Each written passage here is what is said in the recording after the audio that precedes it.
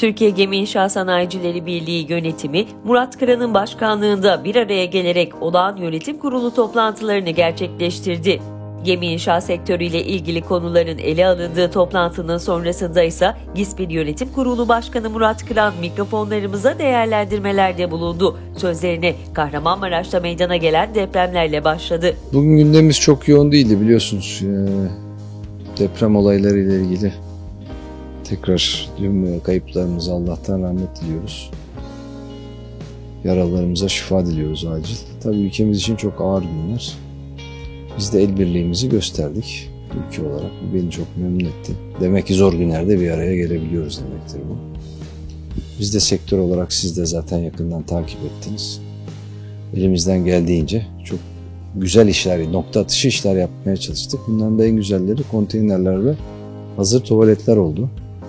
Biz zaten her zaman söylüyoruz, gemi inşaat sanayi başında sadece gemi yazıyor. Onun dışında birçok şeyi zaten üretebilme kabiliyetimiz var. Hemen arkadaşlarımız bir tuvalet dizayn ettiler, duşlu. Arkadaşlarımıza da söyledik, tüm üyelerimize. Herkes elinde olan malzemelerle tabiri caizse onlarca tır bölgeye tuvalet ve duş imkanı sağlayacak kabinleri yaptık, gönderdik. Onun dışında da yani çok hızlı aksiyon alabiliyoruz biz. Çünkü işlerimiz hep çok dinamik. Sürekli 24 saat çalışıyoruz. Bu bizi her daim dinamik tutuyor. Burada da kendini göstermiş oldu. Keza gene ilk yaptığımız yardım tırlarını hatırlayın. En çabuk organize olan örgütlerden biriyiz. Sektörden biriyiz. Yani zannediyorum depremin yani günün akşamına ilk tırımızı çıkartmıştık. Onu diyebilirim yani. Dolayısıyla bunlar bizi memnun ediyor. Bu birlik, beraberlik bizi memnun ediyor. Allah bir daha yaşatmasın diyoruz ama işte dün gene oldu deprem. İşte bu ülkemizin gerçeği. Onun için ne yapacağız? Depreme hazır olacağız. Olası İstanbul depremine de dikkat çekerek şunları söyledi. Daha önceki konuşmamda da söylemiştim. Yani Allah korusun İstanbul'u. İstanbul için işte uzmanları dinliyoruz. Çok iç açıcı konuşmuyorlar. Dolayısıyla bunların hazırlıklarının şimdiden yapılmış olması gerekiyor. Yapmamız gerekiyor bunları. Çünkü İstanbul'a yardım gelecek yer de yok.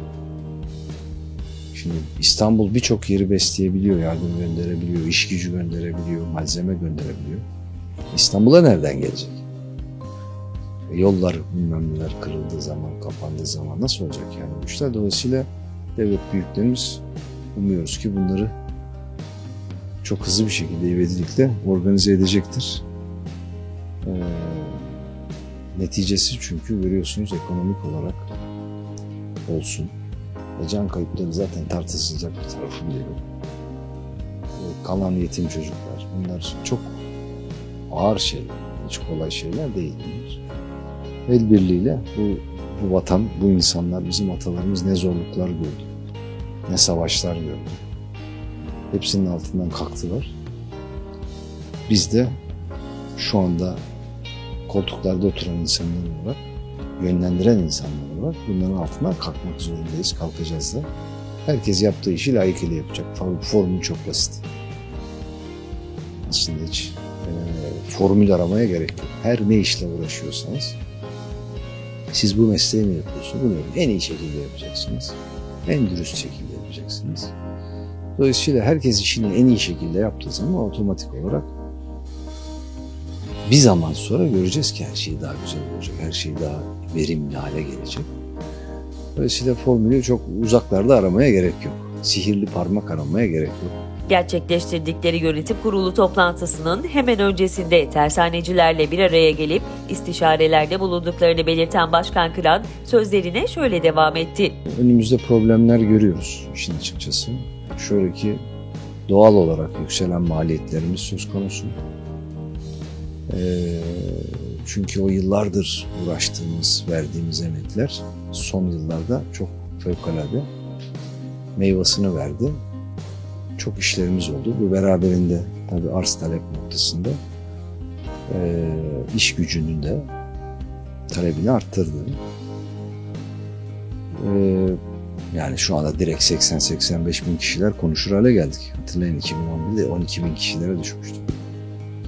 Tabi bununla beraber bu bir hızlı büyümenin sancılarıyla beraber dünya ekonomisinde özellikle pandemi ve öncesi ve sonrası noktasına baktığımızda artan fiyatlar, insanların yaşam zorluğu tüm dünyada görüyorsunuz, birçok ülkede bir sürü olaylar oluyor. Bunlara da bizim bir şekilde ayak uydurmamız gerekiyor. Dolayısıyla pastayı adaletli bir şekilde paylaşabilmenin formülasyonlarını arıyoruz. Onun için ara ara arkadaşlarla istişare ediyoruz. Çünkü günün sonunda madem şoför koltuğunda biz oturuyoruz, otobüsün yuvarlanmamasını sağlamamız gerekiyor. Otobüs giderken evet içinde midesi bulanan olabilir, başı ağrıyan olabilir, karnı acıkan olabilir. Ama hedef nedir? Hedef o noktaya otobüsü ulaştırmaktır.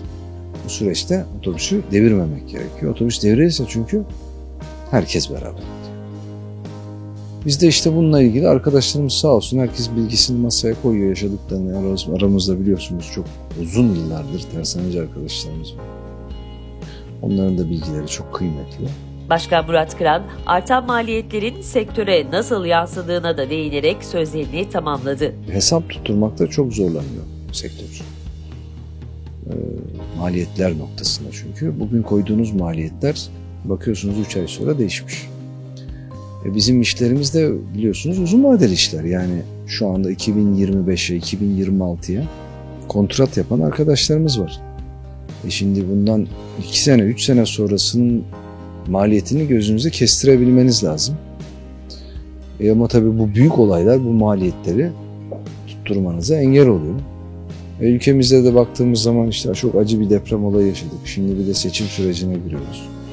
Bunların hepsini bir kriter, bu kriterleri bir araya getirip ona göre yol haritası çizmek lazım. Onun için de bizim şöyle bir güzelliğimiz var. Biz sektör olarak çok çabuk bir araya gelebiliyoruz.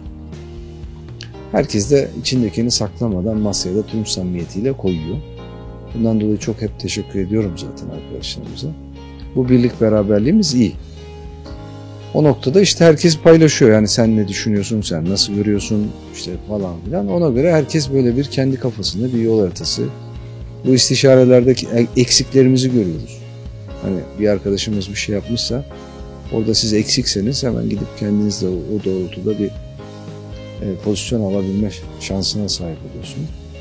Mesela bugün onları yaptık. Arkadaşlarımız geldiler. Çok kalabalıktık bugün.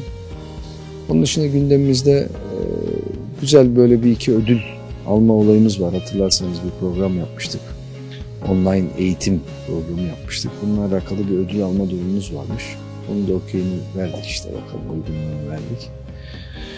Bu doğrultuda çalışmalarımız devam ediyor.